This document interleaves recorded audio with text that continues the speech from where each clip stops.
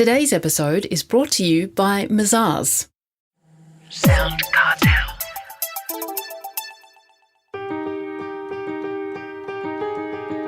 From SoundCartel, I'm Nicole Goodman, and this is Business Essentials Daily.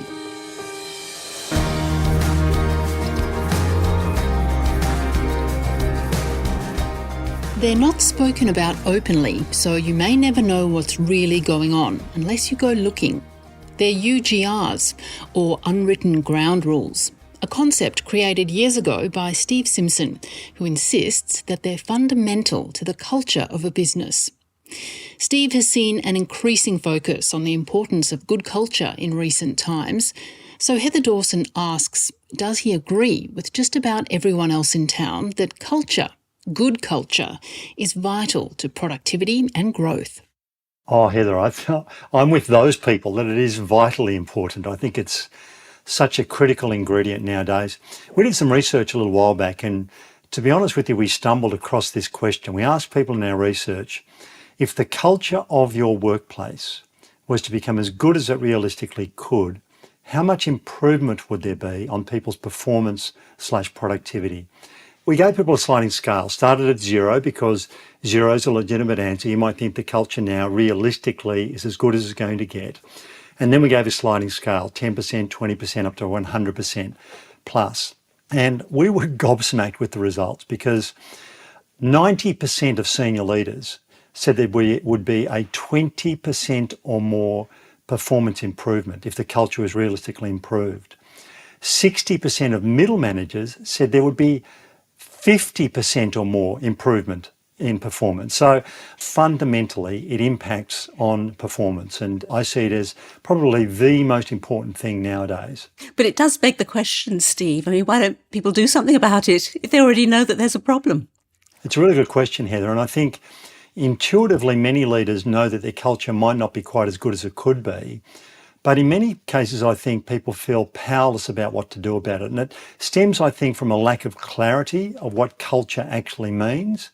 If you don't understand something, you can't manage it. If you don't manage it, you become a victim of it. And I think many people feel victims of their prevailing culture, feeling a bit powerless to do something about it. And that's part of the reason I created the concept of UGRs, which I think gives people a real practical insight into what culture really is. Well, your UGRs, Steve, can you just remind us briefly about the UGRs, what they are and how easily a business can be undermined if the people at the top of the business don't really appreciate how other people in the business are thinking? UGRs, Unwritten Ground Rules, and the definition that I give for UGRs or Unwritten Ground Rules is that they are, and by the way, this definition is vitally important. UGRs, Unwritten Ground Rules, are people's perceptions of this is the way we do things around here. That definition is vitally important. Now, some examples of UGRs that I've come across in the workplace include things like, at our meetings, it isn't worth complaining because we know nothing will get done. The only time anyone gets spoken to by the boss is when something is wrong. The organisation talks about the importance of customer service, but we know they're not really that serious about it, so we don't have to worry about it, and so on.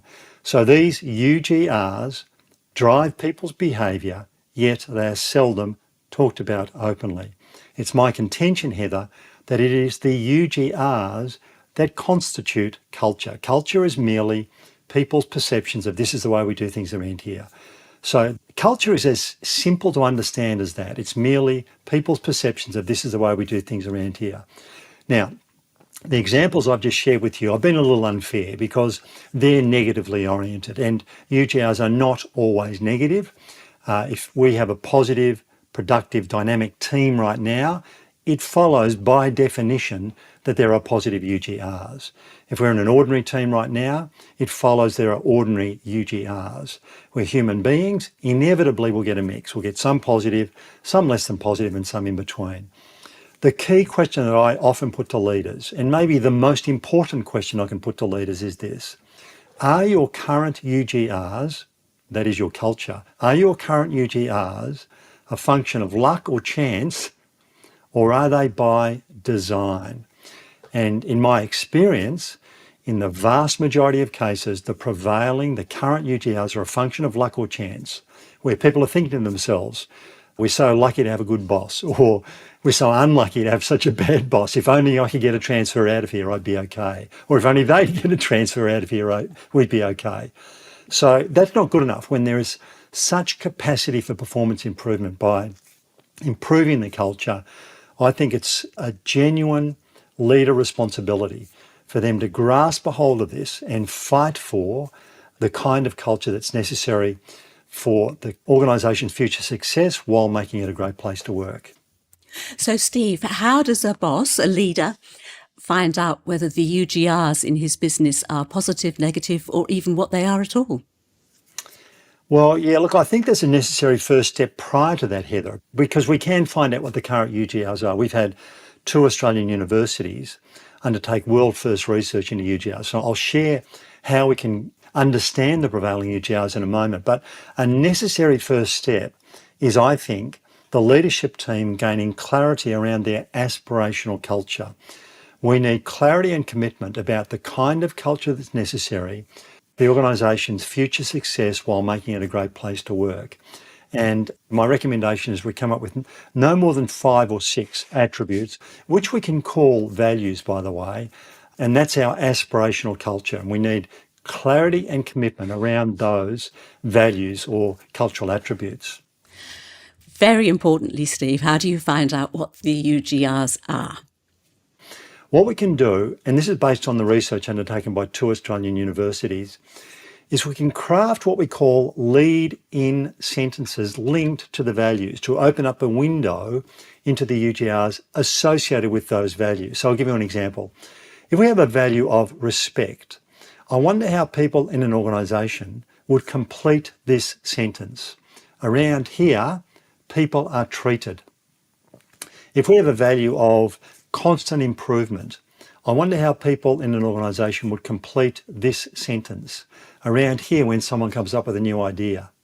For a value of teamwork, I wonder how people would complete this sentence. Around here, when it comes to dealing with people from other work areas, or around here when you need help. Now, these lead-in sentences we craft specifically for the organisation we're working with, because our argument is we need to find out what the UGRs are in relation to those most important aspects of our culture, our values. And we call this a UGRs stock take, where we're tapping into the prevailing UGRs. And when we do this, organisations can do this by themselves, but when we do it, we, next to each free text box, get people to self-categorise their response as having a positive, neutral or negative impact on the organisation overall. So if somebody writes around here, people are treated like school children, they tick the negative box. If somebody writes around here, people are treated with respect and dignity, they tick the positive box, somewhere in between, they tick neutral. So now we've got 2 forms of data. We've got quantitative, the percentage breakdown of positive, neutral and negative for each lead-in sentence.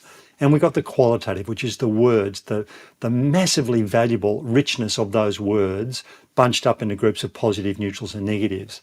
And Heather, that's immensely revealing for leaders because often for the first time they're seeing the world through other people's eyes. We're gaining people's perceptions. Remember, that's part of the definition of UGRs, people's perceptions of this is why we do things around here. And there's massive value, massive richness in collecting that as a starting point to really launch a culture transformation where we can get to the point where we are distinguishing ourselves based on our culture, which I think provides so many benefits to so many organisations if they're able to do that. That was corporate culture keynote speaker Steve Simpson.